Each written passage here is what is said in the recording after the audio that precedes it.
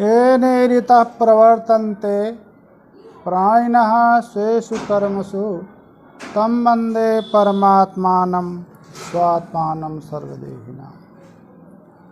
नमो नवघनश्याम कामकामिति देहिने कमलाकामसौदाम करणकामुकगेहिने।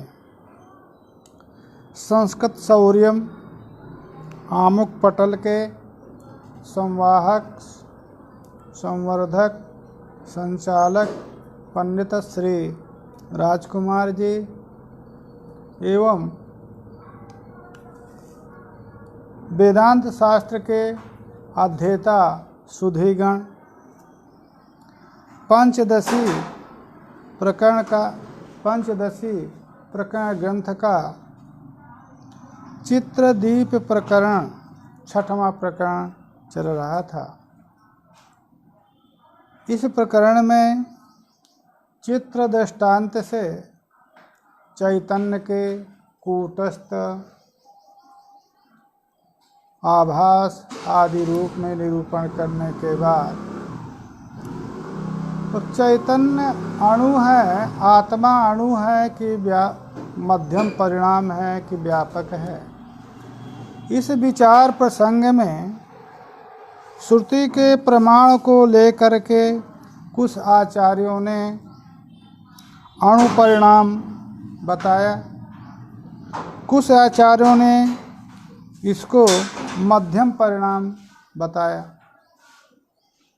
अब इस अणु परिणाम या मध्यम परिणाम का निराश करते हुए कह रहे हैं कि यदि पूर्व में ही कहा था, यदि मध्यम परिणाम आत्मा को मानेंगे तो सांस होगा, सांस होगा तो घटवत नाश होगा, नाशशील होगा।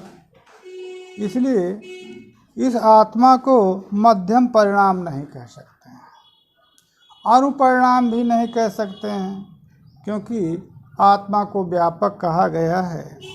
उसी को लिख रहे हैं, तस्मादात्मा महानेव नैवाणुनापि मध्यमः आकाशवत् सर्वगतो निरंशः श्रुति सम्मतः। तस्मात् यदि आत्मा मध्यम परिणामः स्यात् तदा घटवत् नाशशीलः स्यात्। यदि च अणुपरिणाम आत्मा स्यात् तदा परिच्छिन्नः स्यात्। आत्मा देश काल वस्तुआदिना अपरिच्छिन्नः व्यापकः आकाशवत् श्रुतिषु कथितः। यदि मध्यम परिणाम आत्मा को मानेंगे तो मध्यम परिणाम घटादि के समान नाशशील होगा, और यदि अणुपरिणाम मानेंगे तो उसकी व्यापकता का भंजन होगा, व्यापकता का निराश हो जाएगा। अतः तस्मात् आत्मा महानेव एवकारेण अणुपरिणाम मध्यम परिणामयोः निवृत्ति। एवकार से न तो मध्यम परिणाम है न तो अणु परिणाम है। मध्यम परिणाम अनुपरिणाम दोनों की व्यावृत्ति एवकार से किया। नैवणु नापि मध्यमः, ना तो आत्मा अणु है और ना तो आत्मा मध्यम है, न तो अणु परिणाम है न तो मध्यम परिणाम है। क्योंकि आकाश व सर्वगतस्य नित्यः निष्कलम निष्क्रियम, ये श्रुतियों के द्वारा दोनों अणु परिणाम या मध्यम परिणाम दोनों का निराश हो जाता है। सर्वगतः व्यापकः देशापरिच्छिन्नम, देशापरिच्छिन्नः आत्मा सर्वगतः इति पदेन उच्यते। देशापरिच्छिन्न आत्मा है क्योंकि सर्वगत कहा गया है, इसलिए न तो अणु परिणाम है न तो मध्यम परिणाम है। अनुपरिणाम जो है वो देशावच्छिन्न होगा और आत्मा सत्यम ज्ञानम अनंतम ब्रह्म अनंत का अर्थ अपरिच्छिन्न किया गया है। तो देश अपरिच्छिन्न, काल अपरिच्छिन्न और वस्तु अपरिच्छिन्न आत्मा कहा गया है श्रुति में। यदि अनुपरिणाम होगा तो अनुपरिणाम देशावच्छिन्न ही होगा। किसी देश में रहेगा, किसी देश में नहीं रहेगा, देशावच्छिन्न होगा, आत्मा व्यापक नहीं होगा। मध्यम परिणाम रहेगा तब वो नित्य भी नहीं होगा, क्योंकि मध्यम परिणाम घटादि जिस प्रकार से अनित्य हैं उसी प्रकार से आत्मा अनित्य होगा। आत्मा अनित्यः मध्यम परिणामित्वात् घटादिवत्। मध्यम परिणामी घटादि अनित्य हैं, आत्मा को भी यदि मध्यम परिणाम माना जाएगा तो अनित्य होगा। इसलिए आत्मा ना तो मध्यम परिणाम है न तो अणुपरिणाम है। अणुपरिणाम यद्यपि परमाणु की नित्यता स्वीकार करने वाले अपरिणाम मानने पर आत्मा की अनित्यता का प्रसंग नहीं है, परंतु साक्षात श्रुति ही जिस आत्मा को व्यापक कहती है, अपरिच्छिन्न कहती है, उस आत्मा का अनुपरिणाम नहीं माना जा सकता है। निरंशः निरंश पद से मध्यम परिणाम का साक्षात आकाशवत् सर्वगतस्य नित्यः इस अंश के द्वारा मध्यम परिणाम का निराश है, तथा निरंश कह देने पर जो है मध्यम परिणाम का निराश है।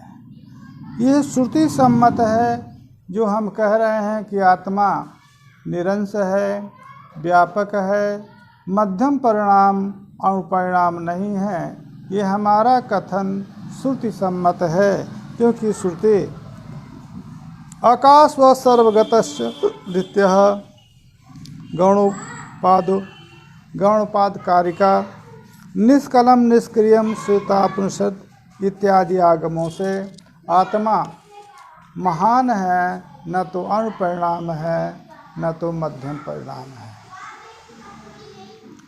इत्युक्त्वा तद विशेषे तु बहुधा कलहं ययुः अचिद्रूपोऽथ चिद्रूपः चिदचिद्रूप इत्यपि।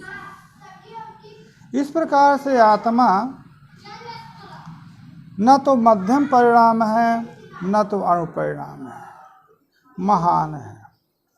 फिर भी तद विशेषे आत्मा का विभुत्व तो सिद्ध है, परंतु विभुत्व सिद्ध हो जाने पर भी आत्मा का विशेष रूप क्या है, इसमें भी कलहम ययुः आचार्यों का कलह है, परस्पर विवाद है। कुछ आचार्य दार्शनिक अचिद रूप आत्मा को मानते हैं, आत्मा जड़ रूप है, और कुछ आचार्य जो उत्तर मीमांसा वेदांत सिद्धांत है उसमें आत्मा को चिद रूप माना गया है। कुछ आचार्यों ने चिद अचिद रूप भी आत्मा को माना है। इस प्रकार से आत्मा के विषय में भिन्न भिन्न दार्शनिकों का जो चिंतन है, भिन्न भिन्न दार्शनिकों का जो मत है, उस मत में विवाद है। कुछ दार्शनिकों ने आत्मा को चिद रूप स्वीकार किया, कुछ दार्शनिकों ने अचिद रूप स्वीकार किया, किन्हीं दार्शनिकों ने आत्मा को चिद अचिद रूप स्वीकार किया। अब इसके उत्तर में कौन से दार्शनिक हैं जो आत्मा को अचिद रूप स्वीकार करते हैं उनको बता रहे हैं। प्रभाकराः तार्किकाश्च प्राहुरस्य अचिदात्मताम् आकाशवत् द्रव्यमात्मा शब्दवत् तद्गुणश्चितिः। कहा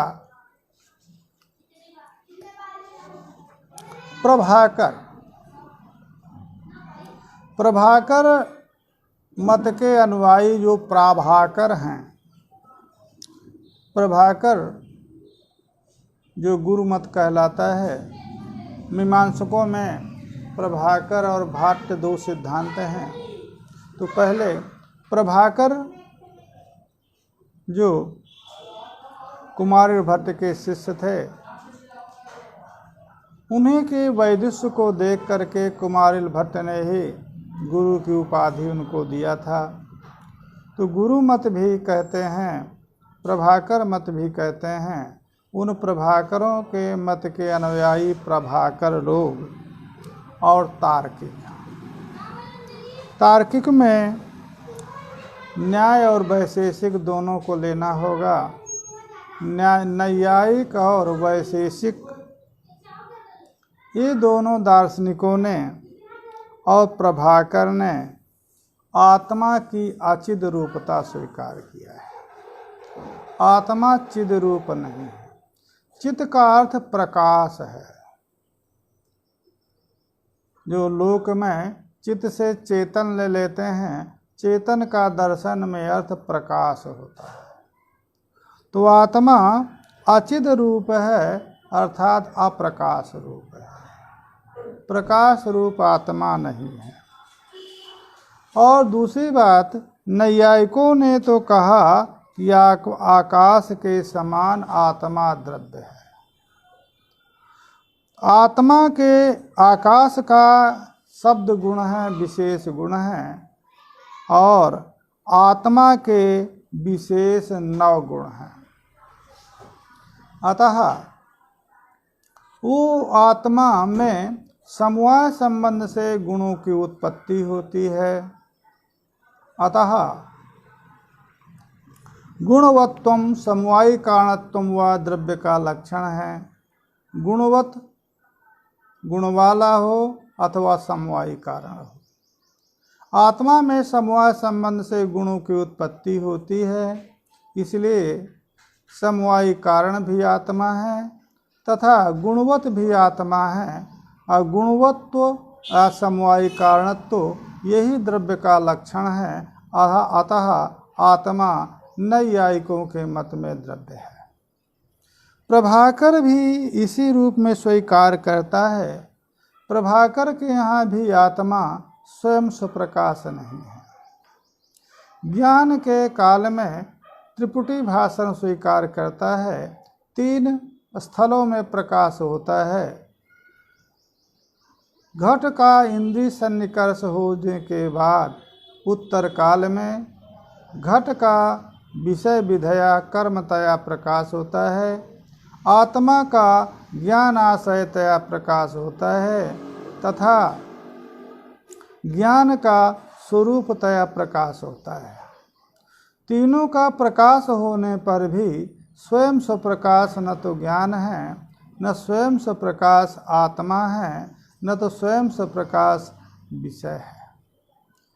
तो आत्मा का ज्ञान आशयतया प्रकाश मानना ही ज्ञान जो है उनके यहाँ भी गुण होगा। गुण आशयतया आत्मा का प्रकाश होता है। आत्मा स्वयं स्वप्रकाश नहीं है, इसलिए आत्मा इनके मत में भी जड़ है, चिद रूप नहीं है, प्रकाश रूप नहीं है। तो जिस प्रकार से आकाश सर्वगत नित्य होने पर भी स्वप्रकाश नहीं है, उसी प्रकार से आत्मा सर्वगत और नित्य होने पर भी स्वप्रकाश नहीं है।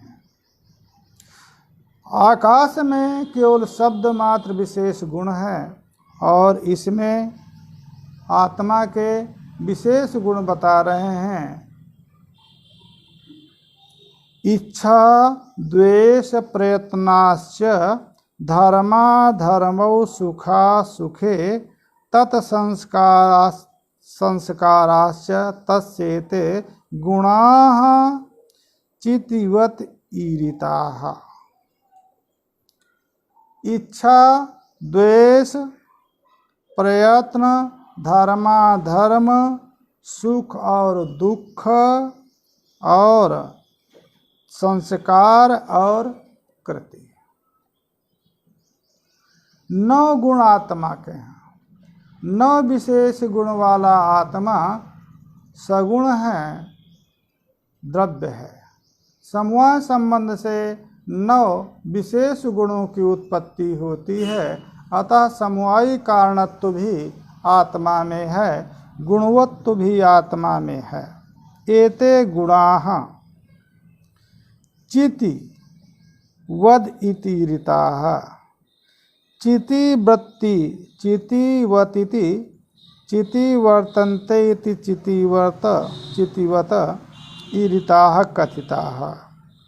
ये जो गुण हैं, ये गुण 9 जो गुण हैं, ये चिति वद ईरिताः, चिति के समान प्रकाश के समान अथवा चितियात वृत्तितया इनको माना गया है। अतः इस प्रकार से आत्मा जो प्रथम वाक्य है, आकाशवत् द्रव्यमात्मा सद्वत्तद्गुणाश्चितिः, तो इससे ये निश्चय अनुमान का भी आकार कर सकते हैं। आत्मा द्रव्यम भवितुम अर्हति गुणवत्वात् आकाशवत्। तो आत्मा को पक्ष बना करके द्रव्यत्व का साधन करें और गुणवत्व को हेतु बना लें। दृष्टांत जो है आकाश को ले लें। आकाश में गुणवत्व है और द्रव्यत्व है, अतः द्रव्यत्व की व्याप्ति गुणवत्व में गृहीत हो गई, तो गुणत्व व्याप्य द्रव्यत्व व्याप्य जो गुणत्व है वो आत्मा में भी है, इसलिए आत्मा गुण होगा। दूसरी बात, आत्मना पृथिव्यादिभ्यो भेद साधकम विशेष गुणम दर्शयति। दूसरी बात, विशेष गुण क्यों कहा? इच्छा द्वेष आदि में पहले विशेष गुणत्व साधन करते हैं और विशेष गुणत्व साधन करने के बाद इच्छादयः अष्टद्रव्यात्रिक्त द्रव्याश्रिताः विशेष गुणत्वात्, इस अनुमान के द्वारा अष्टद्रव्यात्रिक्त आत्मा को का साधन करते हैं। आत्मा पृथिव्यादि भिते ज्ञान गुणत्वात्, आत्मा पृथ्वी से भिन्न है ज्ञान गुणवाने होने के कारण, क्योंकि जो पृथ्वी भ्यो न भिद्यते न तद ज्ञान गुणकम न भवति यथा पृथिव्यादि। जो पृथ्वी जल तेज वायु आकाश काल दिक और मन, ये पृथिव्यादि से भिन्न आत्मा है, क्योंकि जो पृथिव्यादि से भिन्न नहीं है वो ज्ञान गुण वाला नहीं है। आत्मा ज्ञान गुण वाला है, इसलिए पृथ्वी जल तेज वायु आकाश काल दिशा और मन, ये 8 द्रव्यों से आत्मा का भेद भी सिद्ध होता है। इस प्रकार से आत्मा के 9 गुणों का निरूपण किया।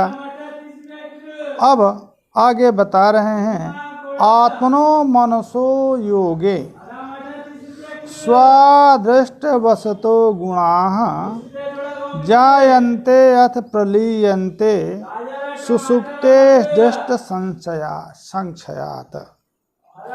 कहा, जो आत्मा के गुण हैं, तो आत्मा के गुण मन से योग होने के बाद, मन से संयोग होने पर ही आत्मा के जो गुण हैं आदृष्ट वशात उत्पन्न होते हैं।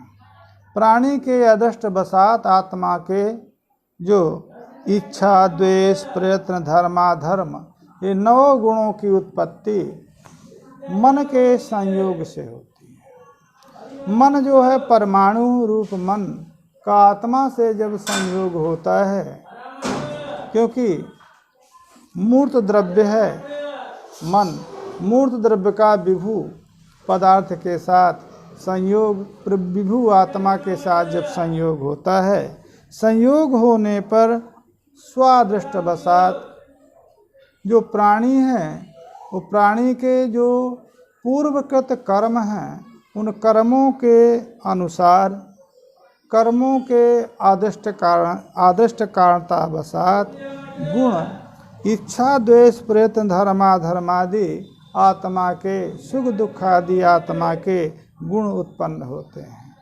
यावत काल आदृष्ट है, तावत काल उन गुणों का उपभोग होने पर आदृष्ट समाप्ति उत्तर में आत्मा के गुणों का लय हो जाता है। इसलिए आत्मा के गुण जो हैं वो अनित्य हैं, परंतु आत्मा अनित्य उनके मत में भी नहीं है, क्योंकि नित्यानित्य द्रव्यों को स्वीकार करने वाले जो नैयायिक हैं, तो पृथ्वी, जल, तेज, वायु, ये जो 4 द्रव्य हैं, ये 4 द्रव्यों के परमाणु नित्य हैं, और आकाश, काल, दिशा और मन तथा आत्मा ये नित्य द्रव्य हैं। इनका नाश नहीं होता। मन द्रव्य होते हुए भी परमाणु रूप है, आकाश द्रव्य होते हुए भी नित्य है, काल द्रव्य होते हुए भी नित्य है, आकाश और दिशा द्रव्य होते हुए भी नित्य है। अतः जो 4 द्रव्य हैं, 4 द्रव्यों में जो कार्य द्रव्य, कार्य अंश है, जो परमाणु अंश है, वो कार्य द्रव्यों का भी परमाणु अंश नित्य है, परंतु जो कार्य अंश है, उन कार्य अंशों का की अनित्यता है। अतः आकाश, आत्मा तो नित्य है, परंतु आत्मा के गुण नित्य नहीं है।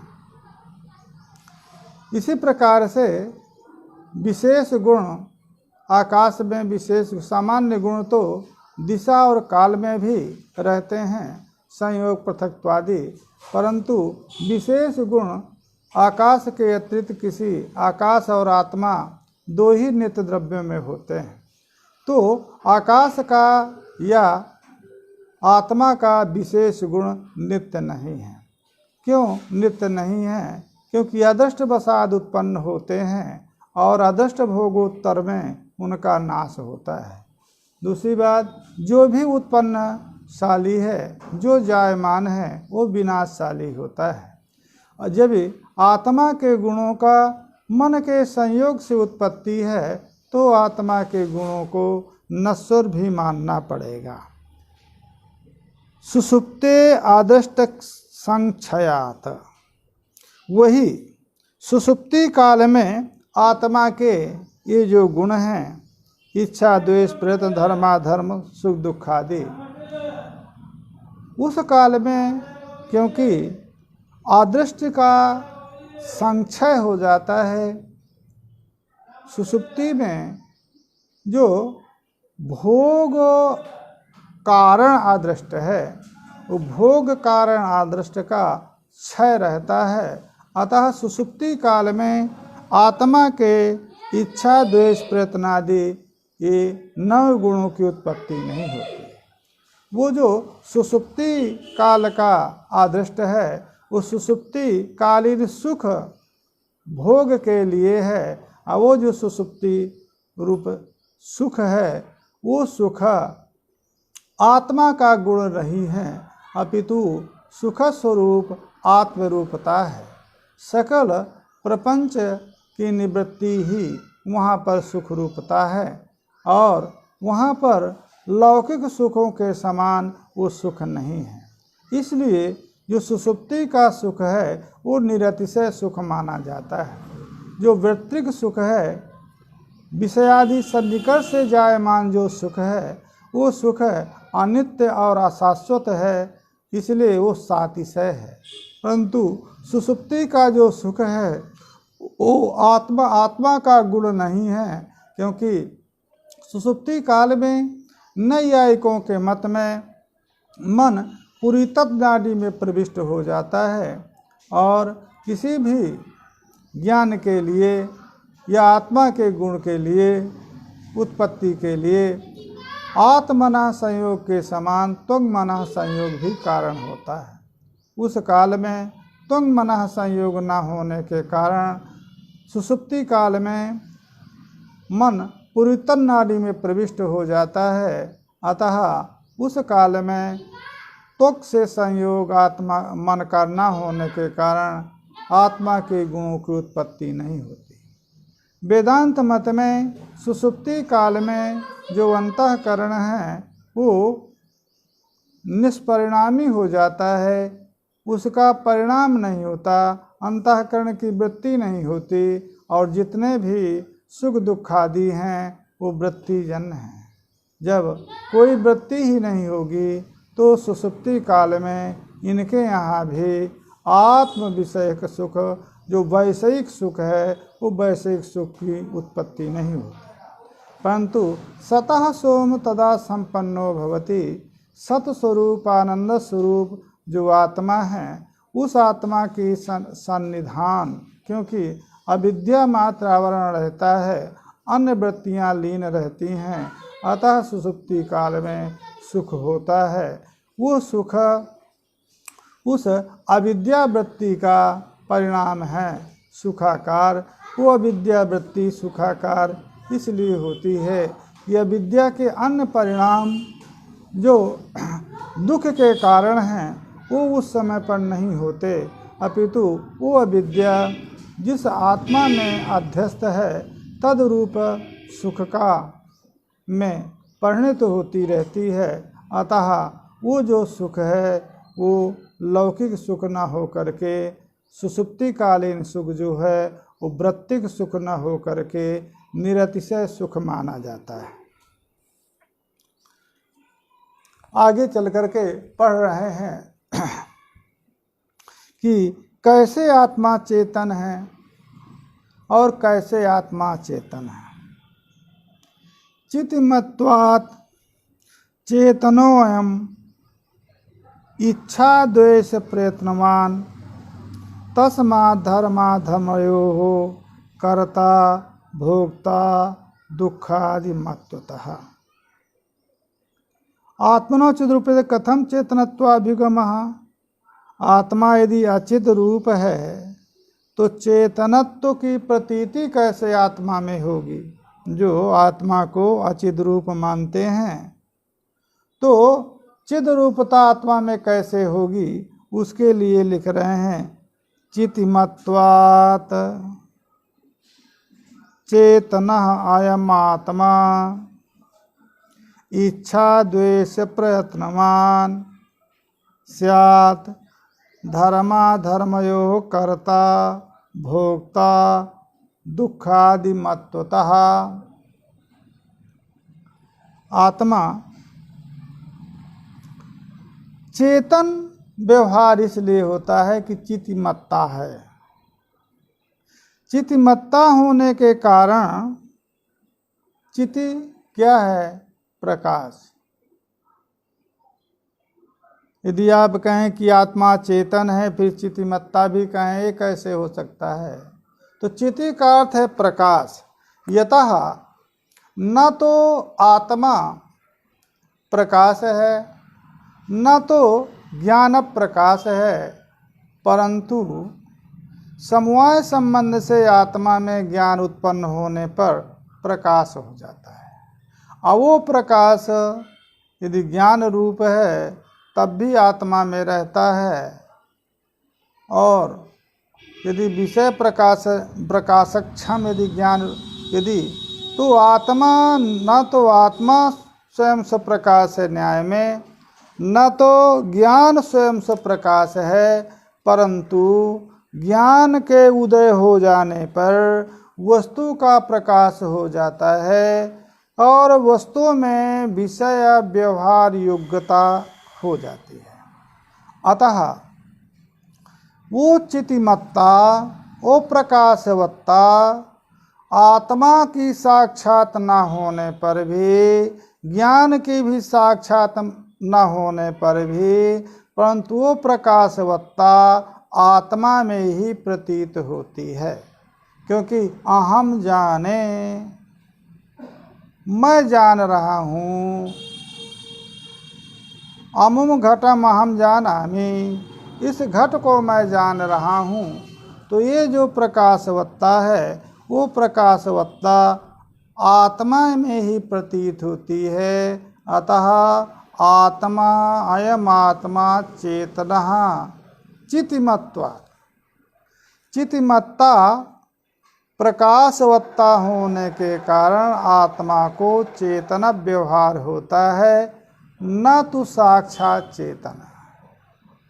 और इच्छा द्वेष प्रयत्नमान, इच्छा द्वेषस्य प्रयत्नस्य, इच्छा द्वेष प्रयत्नमान यह आत्मा, क्योंकि वो दूसरा स्वरूप कह रहे हैं। वो ये कहना चाहते हैं कि चेतन का अर्थ प्रकाश नहीं है। चेतन का अर्थ है इच्छाश्रय, द्वेषाश्रय और प्रयत्नाश्रय। प्रयत्न चेतन का धर्म है, इच्छा चेतन का धर्म है, और द्वेष जो है चेतन का धर्म है। जो जड़ पदार्थ प्रस्तर आदि है, न उनमें इच्छा है, न उनमें द्वेष है, न प्रयत्नवत्ता है। यतः आत्मा इच्छावान है, द्वेषवान है और प्रयत्नवान है। अतः चितिमत्ता आत्मा को मानना पड़ेगा।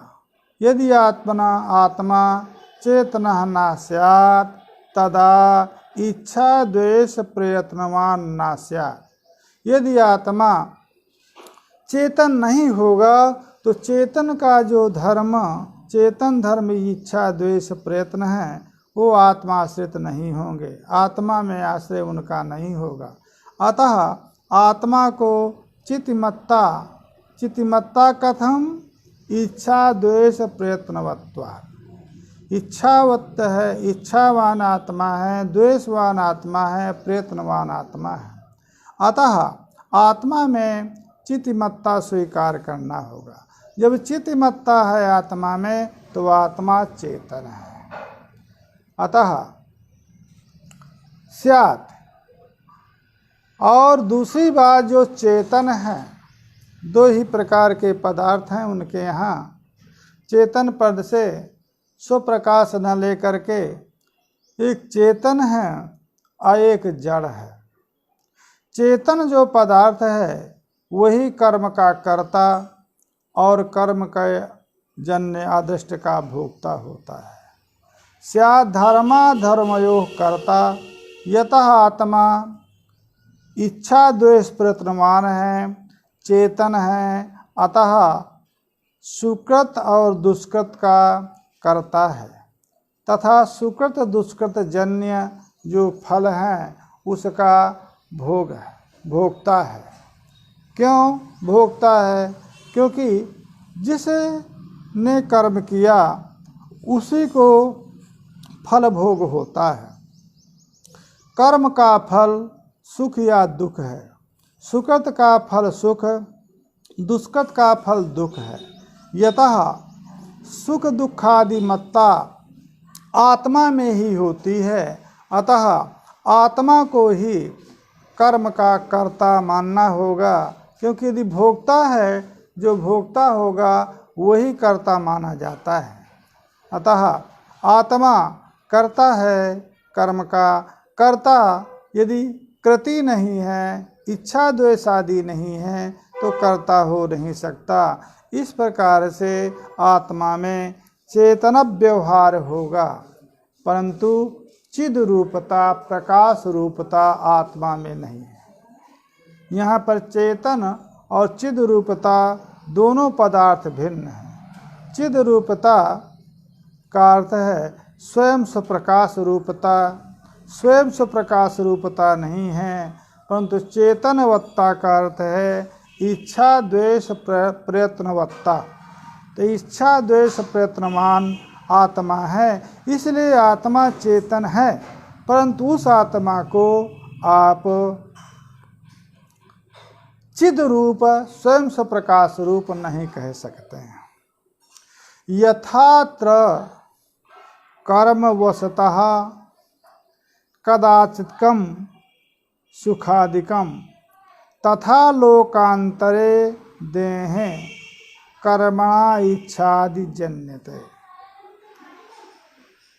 नन्वात्मनो विभूते लोकांतर गमनादिकम कथम घटति आशंके अस्मिन् देहे कर्मवशाद इच्छादि उत्पत्तौ सत्याम।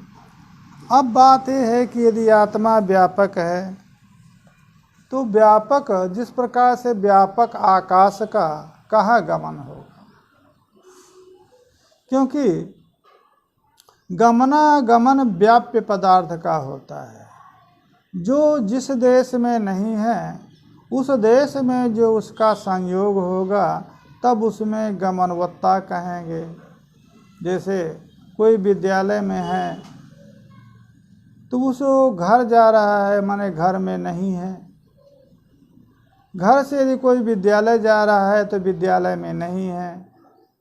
परंतु आत्मा यदि व्यापक है तो लोक लोकांतर में भी, जिस प्रकार से इस लोक में है तो लोक लोकांतर में भी है, तो उसका गमनागमन कैसे होगा। उसमें कह रहे हैं कर्मवशतः कदात्किम सुधा सुखादिकम। कहा आत्मा के ही धर्म सुख दुख हैं, परंतु सर्वदा न सुख रहता है न सर्वदा दुख रहता है। किसी समय पर कर्मवशात जब सुकृत कर्म फलोन्मुख हैं तो सुख होगा, जब दुष्कृत कर्म फलोन्मुख हैं तो दुख होगा। तो दुख और सुख के जो कारणभूत प्रारब्ध कर्म हैं, सुकृत दुष्कृत, उनके उदय अनुदय से सुख दुख की उत्पत्ति होती है।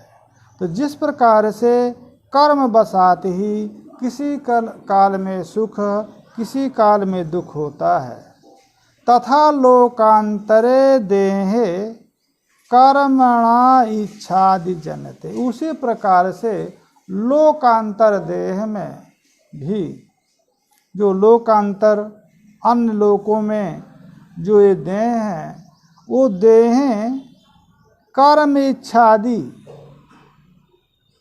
जन्नते।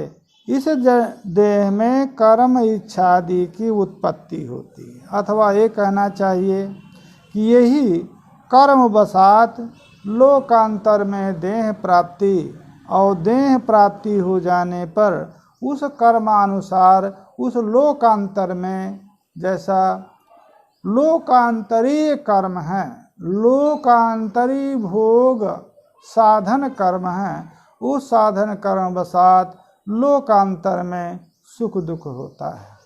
क्योंकि यही नहीं है कि लोकांतर में सुख ही होता है, लोकांतर में दुख भी होता है।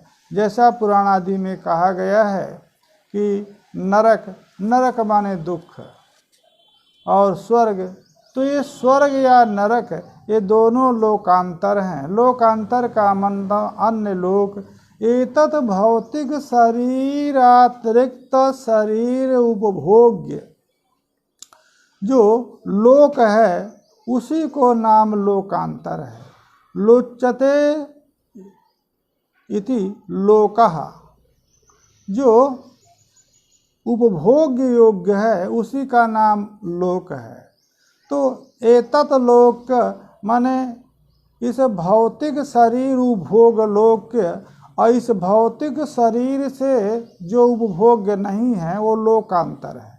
उस लोकांतर में उस लोकांतरीय भोग जो कर्म है, भोगीय कर्म है, तद बसात लोकांतर के भोगों की उत्पत्ति होती है। इसीलिए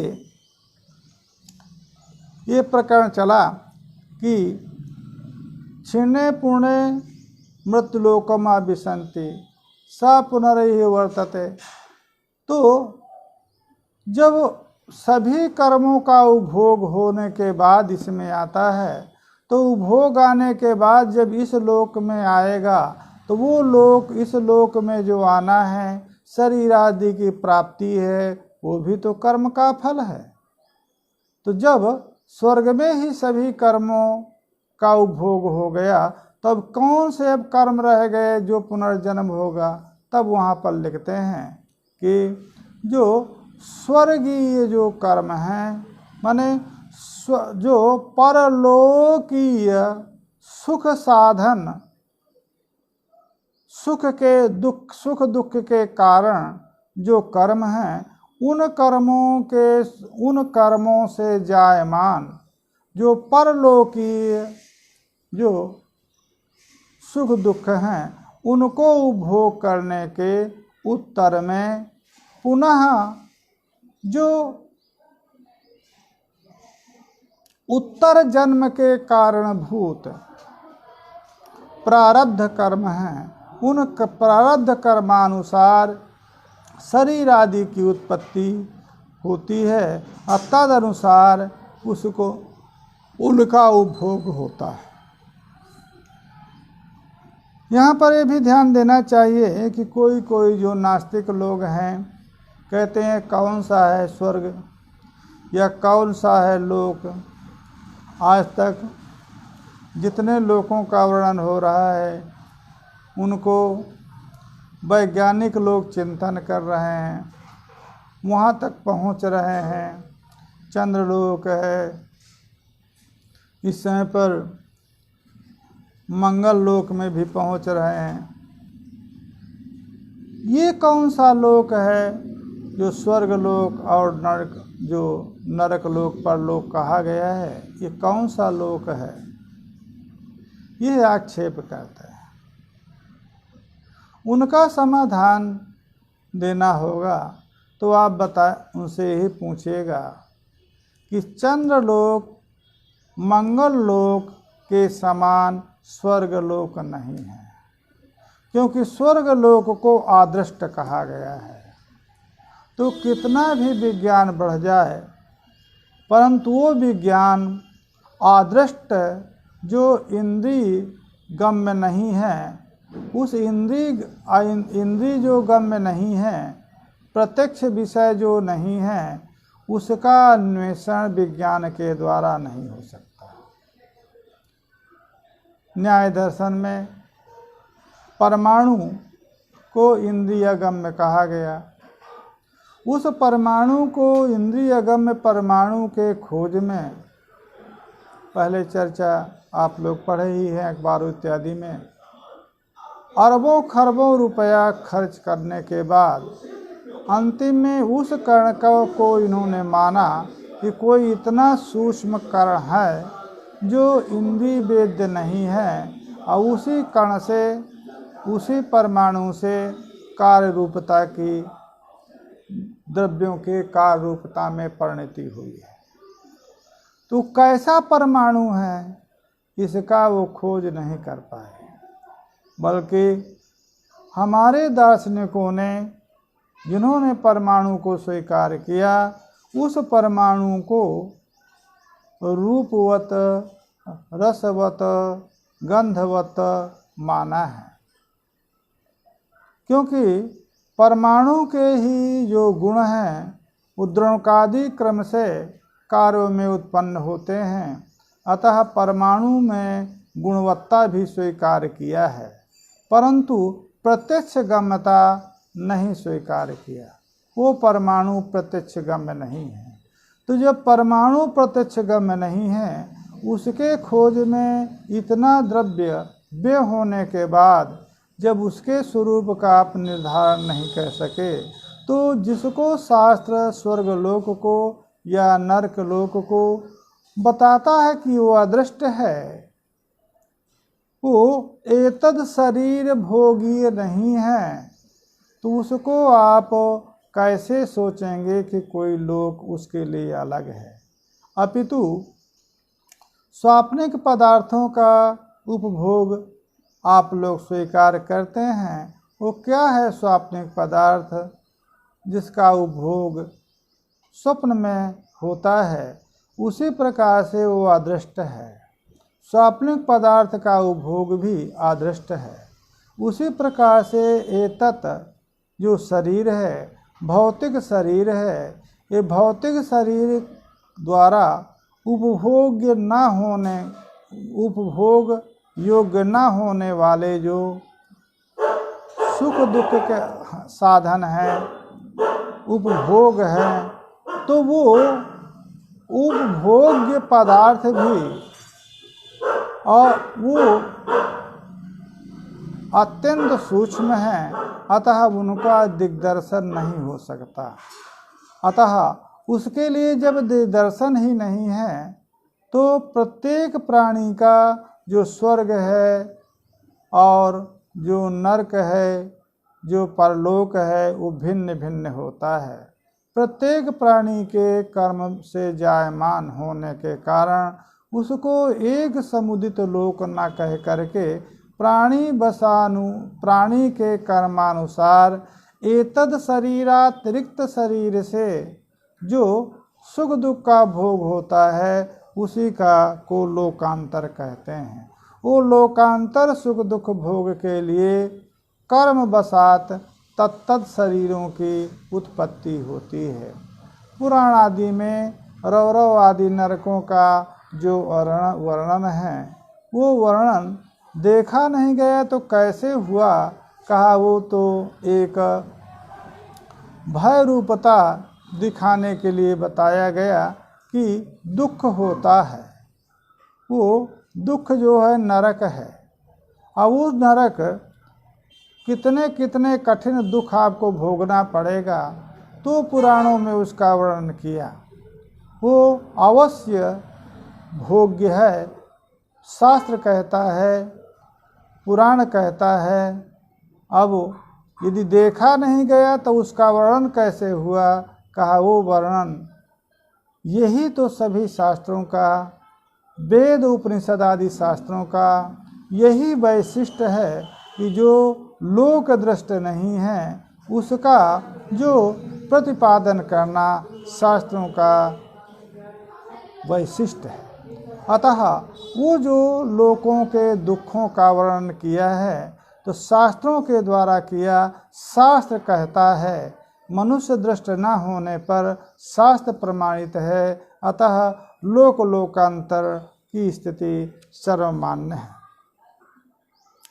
एवंच सर्वगतस्यापि संभवेत ताम गमागमौ कर्मकांडः समग्रोत प्रमाणमिति ते अवदन्।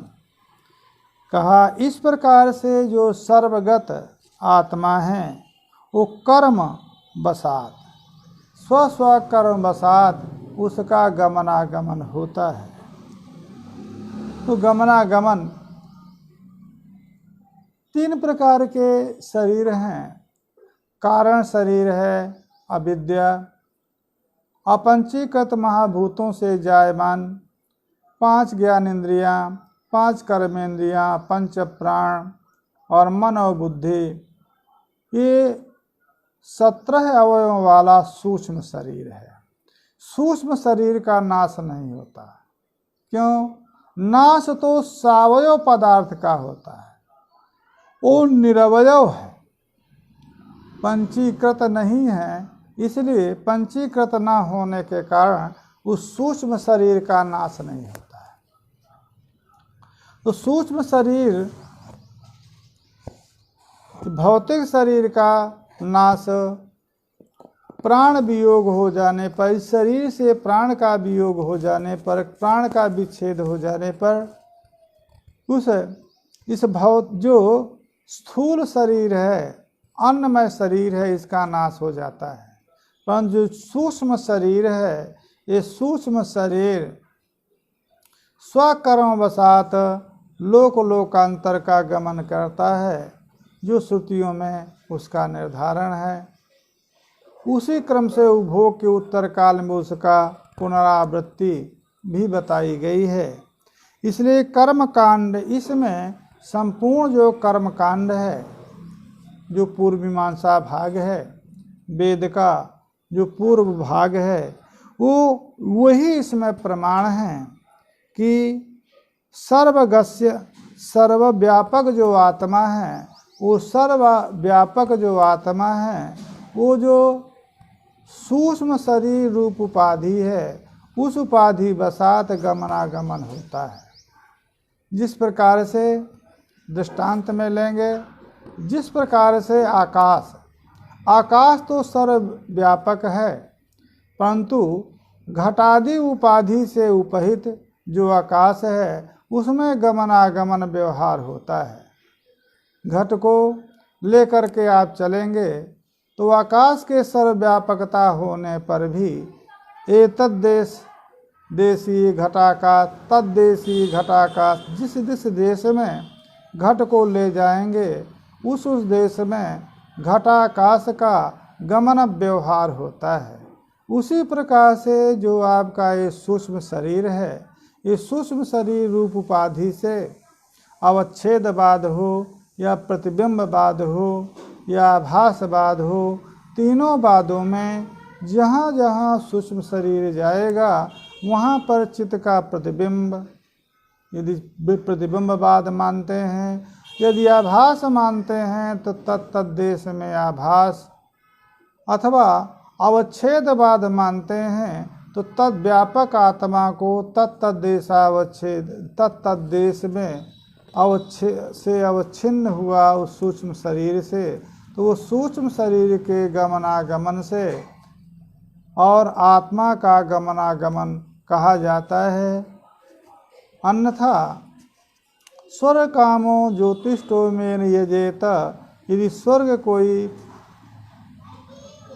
भोग नहीं है और उसकी कामना से ज्योतिष्ठोमादि याग का यजन तथा ज्योतिष्ठोमादि का याग का जो फल है, वो फल का कथन निरर्थक होगा।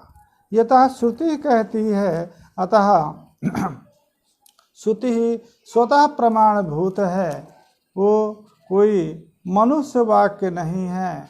अतः श्रुति प्रमाण बसात हम लोकांतर की भी स्थिति मानते हैं।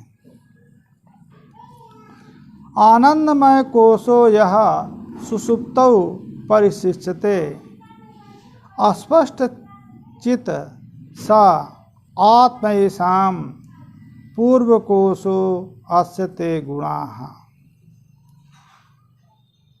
बात पूर्व में आई थी, अन्यो विज्ञानमयात आनंदमय आत्मा। विज्ञानमय से आनंदमय आत्मा भिन्न है। आनंदमय को आत्मा कहा है, वो आनंदमय जो है सुषुप्ति कोश है। सुषुप्ति रूप जो कोश है, जहाँ पर अविद्या विद्यमान है, उसको आनंदमय कोश कहा जाता है। उसमें आनंदमय कोशः यह सुषुप्तौ परिशिष्यते, परिशेषा सुषुप्तौ मन्यते। सुषुप्ति में जागरण काल में अन्नमय शरीर भी है, प्राण भी है, मन भी है, बुद्धि भी है, परंतु स्वप्न काल में इंद्रियां नहीं रहती, अन्नमय शरीर नहीं रहता, मन रहता है, मन का परिणाम होता है। और सुषुप्ति काल में मन भी का भी परिणाम नहीं रहता है, परिशिष्यत है। सुषुप्ति में आनंदमय कोश का ही परिशेष रहता है, परिशेषता केवल आनंद रूपता की रहती है। क्यों? आनंद रूप आत्मा है और वो स्वयं जीव है, परंतु वो स्वस्वरूप का भान आत्मा को इसलिए नहीं हो पाता कि देह इंद्रियादि के अध्यास बसात शरीर विषय वृत्ति इंद्रिय विषयक वृत्ति, मन बुद्धि विषयक वृत्तियाँ होती रहती हैं, तो आनंद रूपता जो स्वयं आनंद रूपता है तद रूप वृत्ति नहीं होती। सुषुप्ति काल में मन का परिणाम जो वृत्ति है वो अवरुद्ध हो जाती है, अतः आत्मा स्वस्वरूप का अनुभव करता है, परिशेषतः आत्मरूपता रहती है। कोश क्यों कहा जाता है?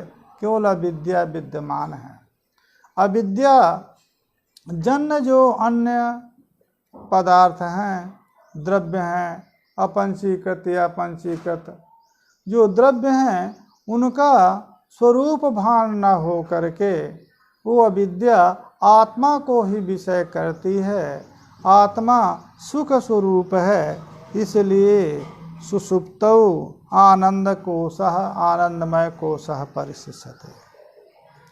वो आनंदमय कोश अस्पष्ट चित्त सा आत्मा, वहाँ पर आत्मा तो है परंतु अस्पष्ट चिद रूपता आत्मा की नहीं है। अस्पष्ट चिद रूपता क्यों नहीं है? क्योंकि अविद्या की विद्यमानता है। अतः अविद्या विद्यमानता दशा में आत्मा आनंदमय कोश इसलिए कहलाता है, आनंद रूप नहीं कहलाता सुषुप्ति कालीन आत्मा में, क्योंकि अविद्या विद्यमान है, इसलिए अस्पष्ट चित रूपता है आत्मा ऐसा। पूर्व कोशो अस्य ते गुणाः।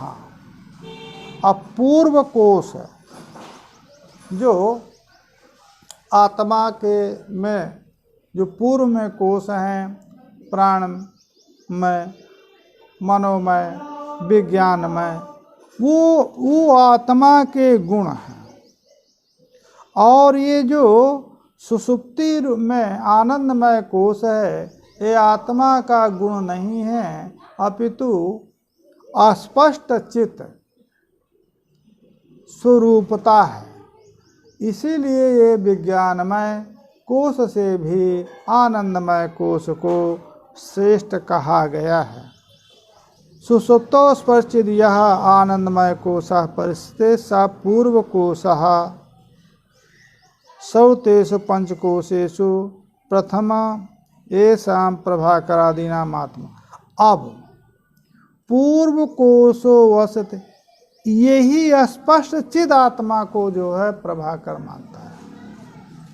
प्रभाकर कहता है न चिद रूप अस्पष्ट चित, जहाँ पर प्रकाश की स्पष्टता नहीं है। तो जो सुषुप्ति में स्पष्ट चिद जो आनंदमय कोश परिशेष है, सा पूर्व कोशः, जो पूर्व में जो आपके यहाँ कोश कहा गया है वही आत्मा है। श्रुतियों में पंच कोशों में जो प्रथम कोश है उसी को प्रभाकरादि आत्मा कहते हैं, और जिसके इसी आत्मा के आनंदादि जो हैं वो गुण हैं। पूर्व कोशः अस्य ते गुणाः, ते जो आनंदमय, प्राणमय और मनोमय जो आत्मा है, वो प्राणमय, मनोमय, विज्ञानमय आदि जो आत्मा है वो इसी स्पष्ट चित्त सुषुप्तिकालीन आत्मा के गुण हैं। गूढ़ं चैतन्यम् उत्प्रेक्ष्य जड़बोध स्वरूपताम् आत्मनो ब्रुवते भाटाः चिद उत्प्रेक्षो तिथ स्मृते है। अब भाट्ट जो मीमांसक हैं, कुमारिल भट्ट सिद्धांता के को सिद्धांत को स्वीकार करने वाले जो हैं वो भाट्ट मीमांसक हैं। उनके मत में क्या है? वो कहते हैं आत्मा चिदचिद रूप है। कैसे चिदचिद रूप है? तो गूढ़ं चैतन्यम उत्प्रेक्ष्य जड़बोधस्वरूपताम् आत्मनो ब्रुवते भाट्टाः चिद उत्प्रेक्षोतिथ स्मृतेः गूढ़म अस्पष्टम चैतन्यम उत्प्रेक्ष्य ऊहित्वा चिद जड़ो भयात्मकता वर्णयन्ते। कहा जो गूढ़ है, जो स्पष्ट जिसकी चेतनता नहीं है, उसकी उपेक्षा करके, गूढ़ माने जो अस्पष्ट नहीं है ऐसा जो चैतन्य है, जड़ बोध स्वरूपताम, और क्या मानते हैं उसको, जड़ बोध स्वरूपता है, जो उसका अस्पष्ट चैतन्य है, गूढ़ स्पष्ट चैतन्य है, उससे अतिरिक्त उसमें जड़ बोध स्वरूपता है, जड़ ज्ञान, ज्ञान जड़ रूपता भी है उसमें, और अस्पष्ट चैतन्य रूपता भी है। तो जड़ बोध स्वरूप भी है इसलिए अचित है, अस्पष्ट चैतन्य रूपता है इसलिए भाट्टाः जो कुमारिल भट्ट मत का अनुसरण करने वाले हैं, चिद उत्प्रेक्षोत्थित स्मृते है, उत्थित स्मृते है चिद उत्प्रेक्षा भवति, सुप्ते तस्य जायमानात् स्मरणात् सुसुप्ते चैतन्य उत्प्रेक्षा भवति। अच्छा, चित उत्प्रेक्ष उत्थित स्मृते है, सुसुप्ति से जो जागरण काल में आया है उसको स्मृति होती है। क्या स्मृति होती है? सुखम अहम स्वापसम, ये प्रतीति होती है। तो सुख रूपता आत्मा की है तो वो स्वस्वरूप की प्रतीति होती है, परंतु जड़ बोध रूपता भी है, ना किंचित अवेदिशम। तो जड़ रूपता भी प्रकाश रूपता भी दोनों स्वरूपों की अस्मृति सुसुप्ति से उठे हुए पुरुष को होती है। और ये स्पष्ट है कि सुसुप्ति में अन्य कोई विषय नहीं रहते, अन्य विषय न रहने के कारण सुसुप्ति में जिसका भी अनुभव हुआ है वो है आत्मा, और उसमें सुख रूपता का भी भान हुआ। अन्ना वेदिशम, मैं कुछ नहीं जाना, ये जड़ रूपता का भी भान हुआ। इसलिए आत्मा चिद रूप और अचिद रूप है, क्योंकि सुसुप्ति कालीन जो भान है वो न तो संस्कारात्मना विद्यमान स्वाप्निक पदार्थों का भान है, न तो भौतिक पदार्थों का भान है, अपितु वो जो भान है वो आत्मस्वरूप का भान है। उसी का उत्तर में यदि स्मृति होती है और उस स्मृति में चिद रूपता चिद रूपता दोनों भान यदि हैं तो आत्मा चिद रूप और अचित है। जड़ो भूत्वा तथा स्वापसम इति जाड्य स्मृति बिना जाड्यानुभूतिम ना कथंचित उपपद्यते। तो यदि जड़ रूपता नहीं मानेंगे तो सुषुप्ति काले जड़ो भूत्वा अस्वापसमित्येवं जाड्य अस्वापसम तो अस्वापसम जब कहेंगे तो आत्मा में जड़ रूपता के बिना स्वाप संभव नहीं है। इसलिए जाड्य स्मृति है। अस्वापसम सुखम अहम अस्वापसम सुख रूपता है। अब बिना जाड्यानुभूति के तब जाड्य यदि आत्मा में नहीं है तो अस्वापसम ये अनुभूति नहीं होगी, ये स्मृति नहीं होगी। अतः आत्मा में जड़ रूपता है, उस जाड्य का अनुभव सुषुप्ति काल में हुआ, इसीलिए अस्वापसम यह प्रतीति हुई, क्योंकि बिना जाड्य अनुभव के यह प्रतीति नहीं हो सकती है। तथा दृष्टो दृष्टे आलोपश्च श्रुतः सुप्तौ तथस्त्वयम् अप्रकाश प्रकाशाभ्याम आत्मा खद्योतवत् तथा। दूसरी बात, सुषुप्ति में चैतन्य का लोप भी नहीं। क्यों? प्रमाण है, नहि दृष्टो दृष्टे विपर्लोपे विद्यते अविनाशित्वात्। इस श्रुति में दृष्टा स्वरूप जो आत्मा है, उसकी स्वरूपभूत जो दृष्टि है, दृष्टि चिद्रूपता का लोप नहीं है, क्योंकि विनाशील नहीं है। अतः दृष्टु दृष्टे आलोपश्च श्रुतौ सुप्तौ, सुषुप्ति कालीन ये अवस्था को, सुषुप्ति अवस्था को परिलक्षित करके यहाँ पर कहा गया है। अतः दृष्टा स्वरूप आत्मा की दृष्टि का जो विपरिलोप नहीं होता, तो वो दृष्टि क्या है? चिद रूपता है आत्मा के, जिसका परिज्ञान सुषुप्ति काल में होता है।